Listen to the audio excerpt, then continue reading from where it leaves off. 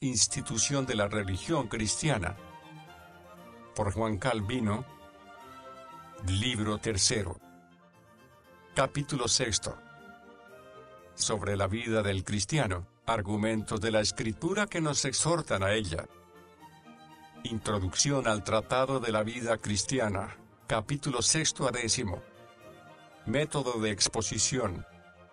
Hemos dicho que el blanco y fin de la regeneración es que en la vida de los fieles se vea armonía y acuerdo entre la justicia de Dios y la obediencia de ellos, y de este modo, ratifiquen la adopción por la cual han sido admitidos en el número de sus hijos. Y aunque la ley de Dios contiene en sí aquella novedad de vida mediante la cual queda restaurada en nosotros la imagen de Dios, sin embargo, como nuestra lentitud y pereza tienen necesidad de muchos estímulos y empujons para ser más diligente, resultará útil deducir de pasajes diversos de la Escritura un orden y modo de regular adecuadamente nuestra vida, para que los que desean sinceramente enmendarse, no se engañen lamentablemente en su intento. Ahora bien, al proponer formar la vida de un cristiano, no ignoro que me meto en un tema demasiado vasto y complejo, que por su extensión podría llenar un libro voluminoso, si quisiera tratarlo como merece, porque bien vemos lo prolijas que son las exhortaciones de los doctores antiguos,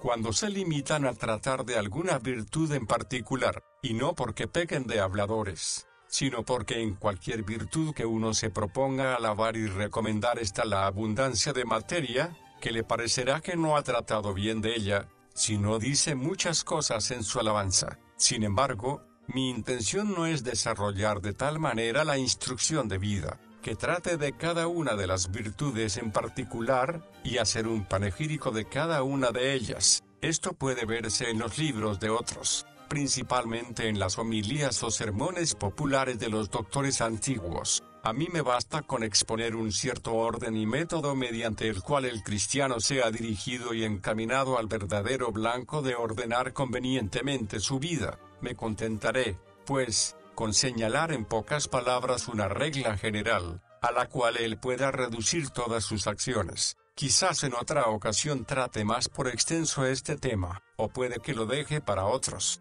por no ser yo tan apto para realizarlo. A mí, por disposición natural, me gusta la brevedad, y puede que si me propusiera extenderme más, no consiguiera hacerlo debidamente, aun cuando el modo de enseñar por extenso fuese más plausible. Difícilmente dejaría yo de exponer los temas con brevedad, como lo hago. Además, la obra que tengo entre manos exige que con la mayor brevedad posible expongamos una doctrina sencilla y clara. Así como en filosofía hay ciertos fines de rectitud y honestidad de los cuales se deducen las obligaciones y deberes particulares de cada virtud, igualmente la Escritura tiene su manera de proceder en este punto, e incluso afirmo que el orden de la Escritura es más excelente y cierto que el de los filósofos. La única diferencia es que los filósofos, como eran muy ambiciosos, afectaron a propósito al disponer esta materia una exquisita perspicuidad y claridad para demostrar la sutileza de su ingenio. Por el contrario, el Espíritu de Dios, como enseñaba sin afectación alguna, no siempre ni tan estrictamente ha guardado orden ni método. Sin embargo, cuando lo emplea nos demuestra que no lo debemos menospreciar. Dios imprime en nuestros corazones el amor de la justicia, por su propia santidad. El orden de la Escritura que hemos indicado, consiste principalmente en dos puntos. El primero es imprimir en nuestros corazones el amor de la justicia, al cual nuestra naturaleza no nos inclina en absoluto. El otro, proponernos una regla cierta, para que no andemos vacilantes ni equivoquemos el camino de la justicia. Respecto al primer punto, la Escritura presenta muchas y muy admirables razones para inclinar nuestro corazón al amor de la justicia. Algunas las hemos ya mencionado en diversos lugares, y aquí expondremos brevemente otras. ¿Cómo podría comenzar mejor que advirtiéndonos la necesidad de que seamos santificados? Porque nuestro Dios es santo. Levítico 19, 1 al 2, Primera de Pedro 1, 16. Porque, como quiera que andábamos extraviados, como ovejas descarriadas, por el laberinto de este mundo, y nos recogió para unirnos consigo. Cuando oímos hablar de la unión de Dios con nosotros, Recordemos que el lazo de la misma es la santidad, no que vayamos nosotros a Dios para el mérito de nuestra santidad, puesto que primeramente es necesario que antes de ser santos nos acerquemos a Él, para que derramando su santidad sobre nosotros, podamos seguirle hasta donde dispusiere, sino porque su misma gloria exige que no tenga familiaridad alguna con la iniquidad y la inmundicia, hemos de asemejarnos a Él, porque somos suyos. Por eso la Escritura nos enseña que la santidad es el fin de nuestra vocación, en la que siempre debemos tener puestos los ojos, si queremos responder a Dios cuando nos llama, porque, ¿para qué sacarnos de la maldad y corrupción del mundo, en la que estábamos sumidos, si deseamos permanecer encenagados y revolcándonos en ella toda nuestra vida? Además, nos avisa también que si queremos ser contados en el número de los hijos de Dios, debemos habitar en la santa ciudad de Jerusalén. Salmos 24, 3, que te ha dedicado y consagrado a sí mismo y no es lícito profanarla con la impureza de los que la habitan. De ahí estas sentencias. Aquellos habitarán en el tabernáculo de Jehová, que andan en integridad y hacen justicia. Salmos 15, 1 al 2, porque no conviene que el santuario, en el que Dios reside, esté lleno de estiércol, como si fuese un establo. Por nuestra redención y nuestra comunión con Cristo. Y para más despertarnos, nos muestra la Escritura, que como Dios nos reconcilia consigo en Cristo, del mismo modo nos ha propuesto en él una imagen y un dechado, al cual quiere que nos conformemos. Romanos 6, 4 al 6.18. Así pues, los que creen que solamente los filósofos han tratado como se debe la doctrina moral, que me muestran una enseñanza respecto a las costumbres, mejor que la propuesta por la Escritura. Los filósofos, cuando pretenden con todo su poder de persuasión exhortar a los hombres a la virtud, no dicen sino que vivamos de acuerdo con la naturaleza. En cambio, la Escritura saca sus exhortaciones de la verdadera fuente, y nos ordena que refiramos a Dios toda nuestra vida, como autor que es de la misma y del cual está pendiente, y además, después de advertirnos que hemos degenerado del verdadero estado original de nuestra creación, añade que Cristo, por el cual hemos vuelto a la gracia de Dios, nos ha sido propuesto como dechado, cuya imagen debemos reproducir en nuestra vida. ¿Qué se podría decir más vivo y eficaz que esto? ¿Qué más podría desearse? Porque si Dios nos adopta por hijos con la condición de que nuestra vida refleje la de Cristo, fundamento de nuestra adopción, si no nos entregamos a practicar la justicia, además de demostrar una enorme deslealtad hacia nuestro Creador, renegamos también de nuestro Salvador. Por eso la Escritura, de todos los beneficios de Dios que refiere y de cada una de las partes de nuestra salvación, toma ocasión para exhortarnos. Así cuando dice que puesto que Dios se nos ha dado como Padre, merecemos que se nos tache de ingratos, si por nuestra parte no demostramos también que somos sus hijos. Malaquías 1, 6, Efesios 5, 1, 1 Juan 3, 1, que habiéndonos limpiado y lavado con su sangre, comunicándonos por el bautismo esta purificación, no debemos mancillarnos con nuevas manchas. Efesios 5, 26, Hebreos 10, 10, Primera de Corintios 5, 11 y 13, Primera de Pedro 1, 15 al 19, que puesto que nos ha injertado en su cuerpo, debemos poner gran cuidado y solicitud para no contaminarnos de ningún modo, ya que somos sus miembros. Primera de Corintios 6, 15, Juan 15, 3, Efesios 5, 23, que, siendo Él nuestra cabeza, que ha subido al cielo, es necesario que nos despojemos de todos los afectos terrenos para poner todo nuestro corazón en la vida celestial. Colosenses 3, 1, 2, que, habiéndonos consagrado el Espíritu Santo como templo de Dios, debemos procurar que su gloria sea ensalzada por medio de nosotros y guardarnos de no ser profanados con la suciedad del pecado. Primera de Corintios 3,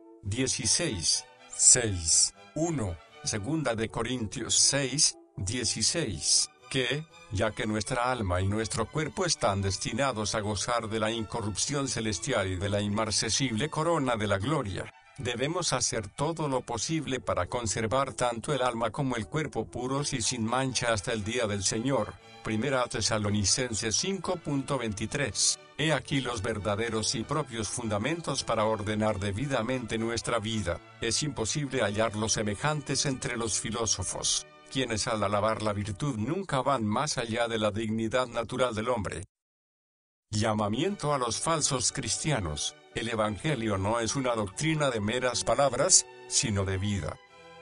Este es el lugar adecuado para dirigirme a los que no tienen de Cristo más que un título exterior, y con ello quieren ya ser tenidos por cristianos. Mas, qué desvergüenza no es gloriarse del sacrosanto nombre de Cristo, cuando solamente permanecen con Cristo aquellos que lo han conocido perfectamente por la palabra del Evangelio. Ahora bien, el apóstol niega que haya nadie recibido el perfecto conocimiento de Cristo, sino el que ha aprendido a despojarse del hombre viejo, que se corrompe, para revestirse del nuevo, que es Cristo. Efesios 4, 20 al 24. Se ve pues claro, que estas gentes afirman falsamente y con gran injuria de Cristo que poseen el conocimiento del mismo, por más que hablen del Evangelio, porque el Evangelio no es doctrina de meras palabras, sino de vida, y no se aprende únicamente con el entendimiento y la memoria, como las otras ciencias, sino que debe poseerse con el alma, y asentarse en lo profundo del corazón. De otra manera no se recibe como se debe.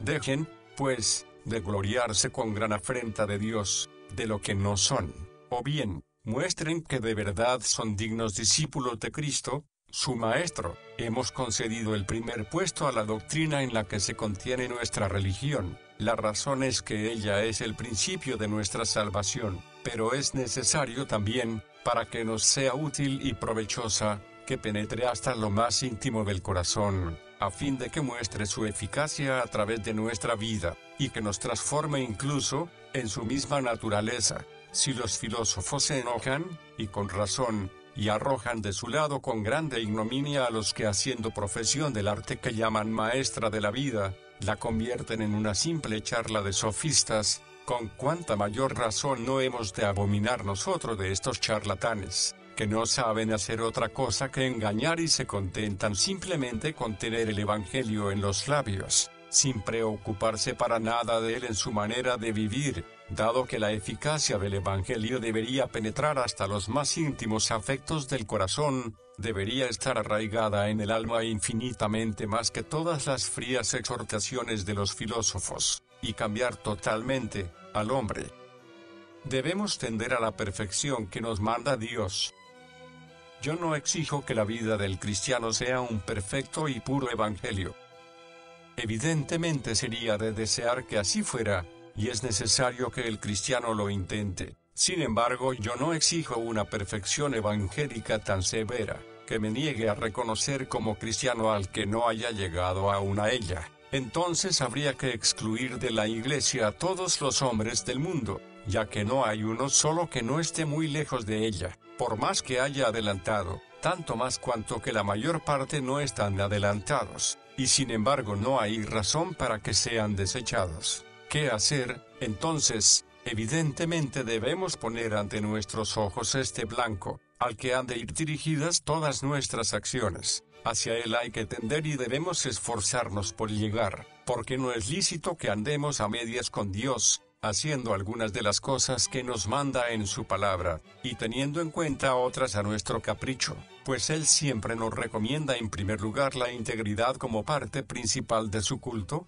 queriendo significar con esa palabra una pura sinceridad de corazón sin mezcla alguna de engaño y de ficción, a lo cual se opone la doblez de corazón, como si dijese que el principio espiritual de la rectitud de vida es aplicar el afecto interior del corazón a servir a Dios sin ficción alguna en santidad y en justicia. Mas, como mientras vivimos en la cárcel terrena de nuestro cuerpo, ninguno de nosotros tiene fuerzas suficientes, ni tan buena disposición, que realice esta carrera con la ligereza que debe, y más bien, la mayor parte es tan débil y tan sin fuerzas, que va vacilando y como cojeando y apenas avanza. Caminemos cada uno según nuestras pequeñas posibilidades y no dejemos de proseguir el camino que hemos comenzado, Nadie avanzará tan pobremente, que por lo menos no gane algo de terreno cada día. No dejemos, pues, de aprovechar continuamente algo en el camino del Señor, y no perdamos el ánimo ni desmayemos porque aprovechamos poco. Aunque el éxito no corresponda a nuestros deseos, el trabajo no está perdido si el día de hoy supera al de ayer. Pongamos los ojos en este blanco con sincera simplicidad y sin engaño alguno, y procuremos llegar al fin que se nos propone, sin adularnos ni condescender con nuestros vicios, sino esforzándonos sin cesar en ser cada día mejores hasta que alcancemos la perfecta bondad que debemos buscar toda nuestra vida. Esa perfección la conseguiremos cuando, despojados de la debilidad de nuestra carne, seamos plenamente admitidos en la compañía de Dios.